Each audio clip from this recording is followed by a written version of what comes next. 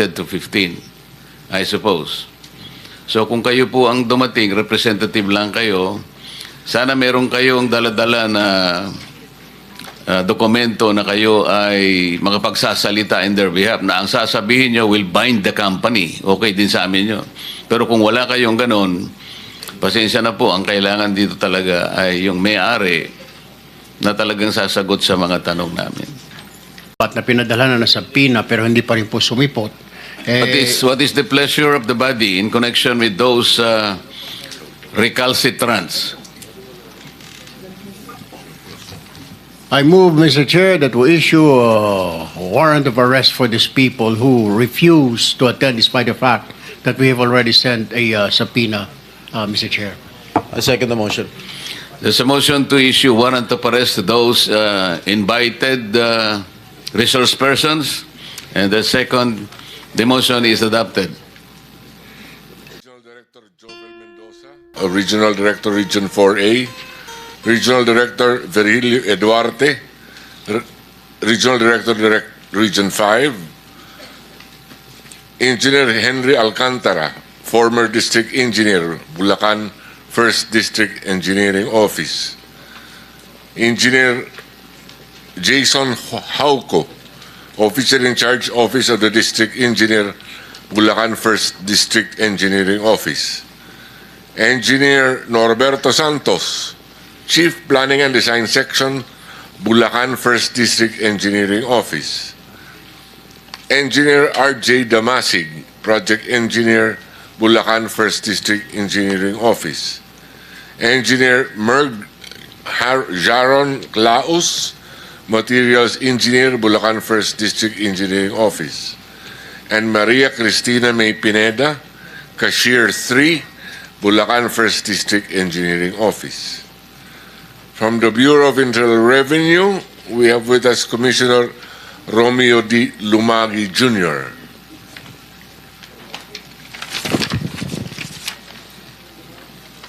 From the Philippine Atmospheric, Geophysical, and Astronomical Services,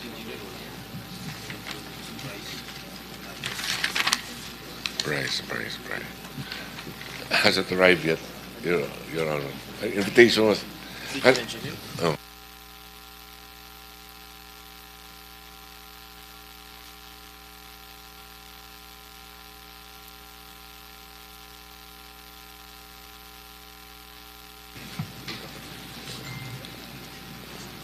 From DOST Pag-asa, Engineer Roy Badilla.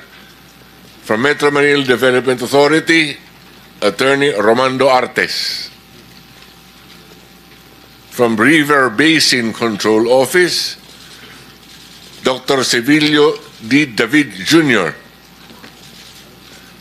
From the Philippine Contractors Accreditation Board, PCAB, Dr. Pericles Dakay, Chairman. From the construction companies, Alex Abelido, President, Legacy Construction Corporation. Ms. Cesara Rowena Discaya, President of Alpha and Omega General Contractor and Development Corporation. Mr. Alan Quirante, Owner Proprietor of QM Builders.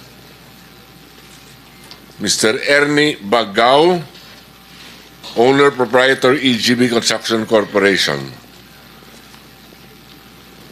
From High Tone Construction and Development Corporation, Mr. Edgar Acosta is represented by Mr. Edsel Marbella.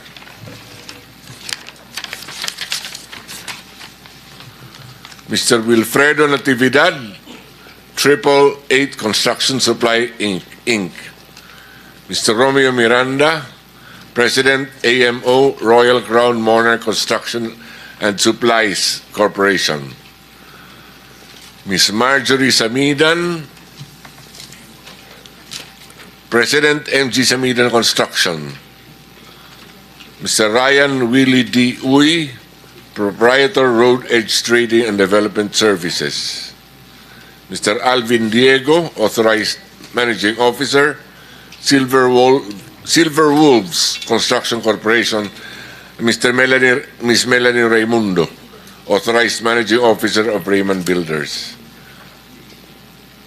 Your Honor, we also have here the presence of Mr. Mark Alan Arevalo, General Manager of Wow Builders. And from the DPWH, Before that, where is the owner of Wawaw? Mr. Arevalo? Is he here? You come forward.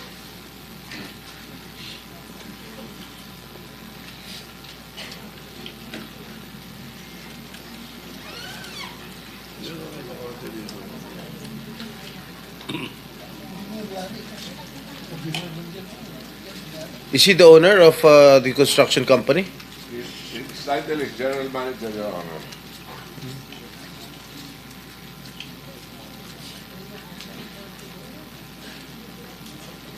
Okay.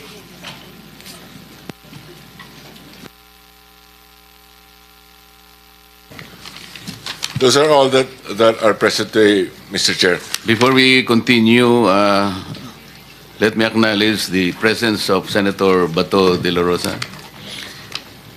You may want to administer the oath of other respondents who may not have taken their oath in the, Yes, Your in the Honor. last hearing. Your Honor, before the oath, I would like also to inform that there are about 4 contractors against whom subpoenas were served, but they are not here right now. Can you please, Mr. Secretary, with all due respect, Mr. Chair, can you please mention the names of those Maria- who aren't here yet? Yes, Your Honor, if I may proceed. Ms. Maria Roma Angeline Armando, owner manager St. Timothy Construction Corporation, his subpoena was served on August 22nd. Mr. Iomir Villanueva, president of Top Notch Catalyst Builders Inc. Excuse me. His subpoena was served on August the 22nd. I think I think the other one is here. Come forward. Okay. Mr. Lawrence Lubiano, president Centerways Construction. He's here, oh. Oh, hindi kasi- What about those officials invited from the DPWH who are not here as of this moment? Your Honor, from the...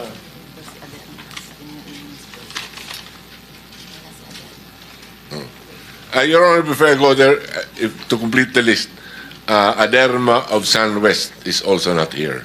Good morning, Your Honor. I'm the authorized officer, Your Honor, of SunWest Inc. Where is the owner? Miss Alcaraz, the president, Your Honor, Where is she? coming. She's Where- just a minute away, Your Honor. to We the cannot Honorable accept Court. representatives here. Yes, Your Honor. She's arriving anytime now, Your Honor. All right. Thank you.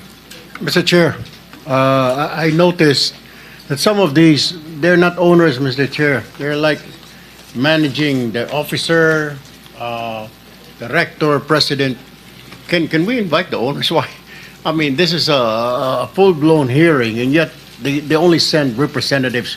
We want, Mr. Chair, if possible, I manifest that we invite them here or subpoena the owners, not these representatives, Mr. Chair, because there will be questions we'll be asking later that they won't be able to answer, Mr. Chair. They might tell us like, papaalam pa sa ganito, kakausapin namin. We need the owners here, the proprietors, Mr. Chair.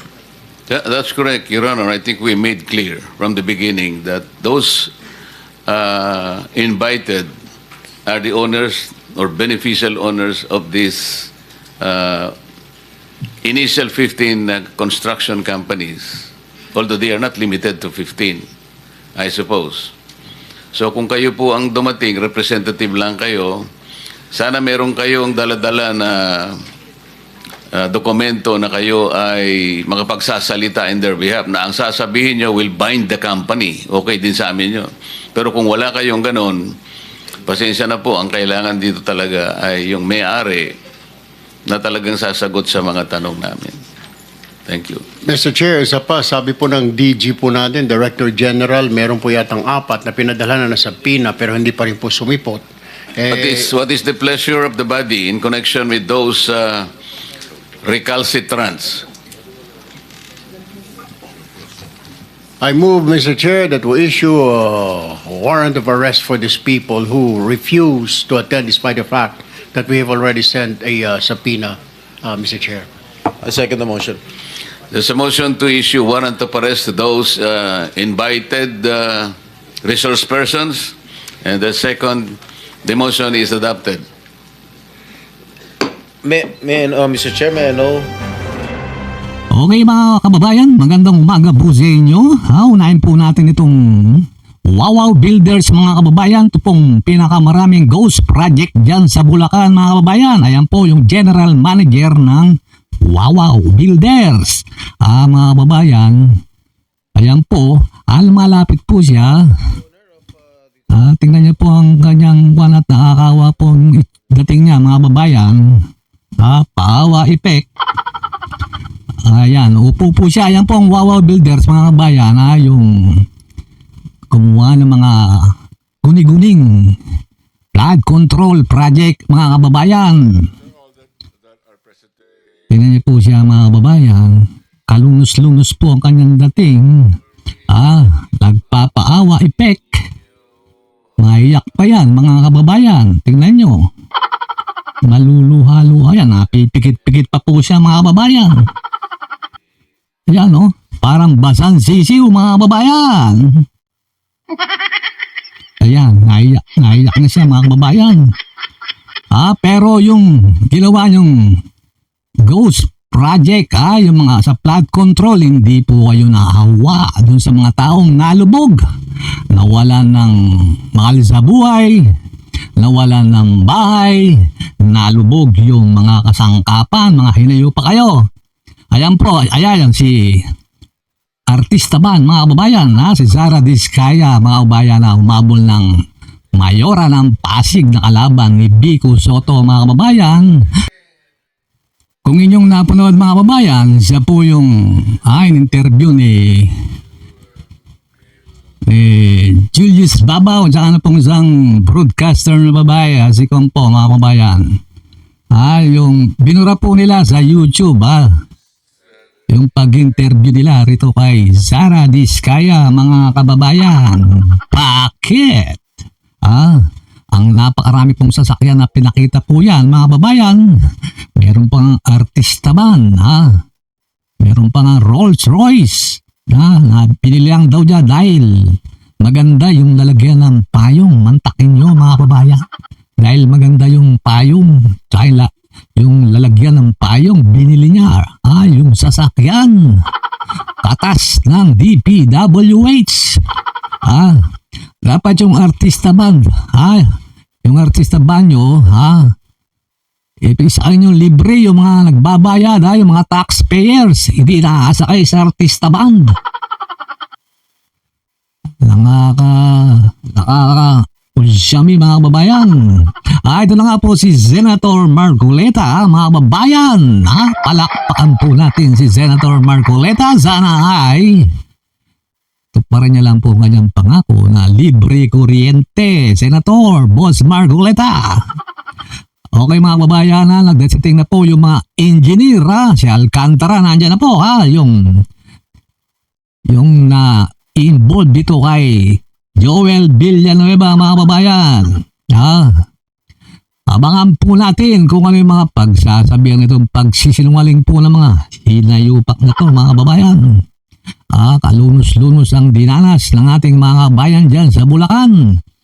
Yung mga naapektuhan ng mga pagbaha. Nakita nyo naman, pag umulan, dyan lang sa Quezon City, mga kabayan, sandali, lubog. Ang dami sasakyan na nalulubog, Yung mga flood control project na yan, mga kababayan, pinul sila ng mga hinayupak na to. Tulad yan, pinalitan si Bunoan, si Secretary Bunoan, ni Vince Dizon, mga kababayan. Ano mangyayari dyan? Magluloko na lang po pinagluloko lang po tayo ng mga hinayupak na yan, mga kababayan. Sino ba yung nagtalaga dyan? Yung malapit kay BBM mga kababayan, siyempre yung mga investigahan niya na yung mga mahinang nilalang na congressman, contractor, district engineer. Ang mga hinayupak na ito mga kababayan, kinamkam yung pera ng bayan. Dapat yung mga sasakyan nila mga kababayan, yung mga nasa ating mga OFW dyan sa Saudi, pag bumili sa sakyan, nilalagay lang sa tricycle nila o kaya sa jeep nila, katas ng Saudi. Yan. Dapat sa mga contractor, yung mga ganda nila sa sakyan, lagyan nila ng katas ng DPWH. Dapat ganun. Okay, sa mga kababayan, sana mayroong managot. Mayroong makulong. Meron na bang nakulong na smuggler, mga kababayan? Meron na bang nakulong na drug lord, mga kababayan? Mga big fish, yung malalaking isda, mga kababayan, may nakulong na ba? May napakulong na ba? Ang administrasyon ni BBM. Ayun, napakulong nila si dating Pangulong Duterte. Pero itong mga smuggler, mga drug lord, mga politikong mga korap, wala.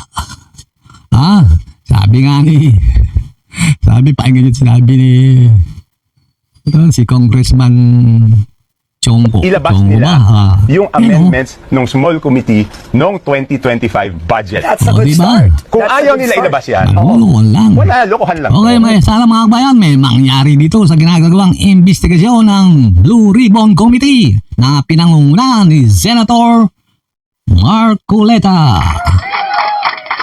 Wag lang kalimutan mga kabayan, libre kuryente. Okay mga kabayan, mabuhay po kayo. Mabuhay po ang Pilipinas, mga kababayan. Kung meron kayong sariling opinion, pwede po kayong mag-comment dyan down below, dyan po sa comment section.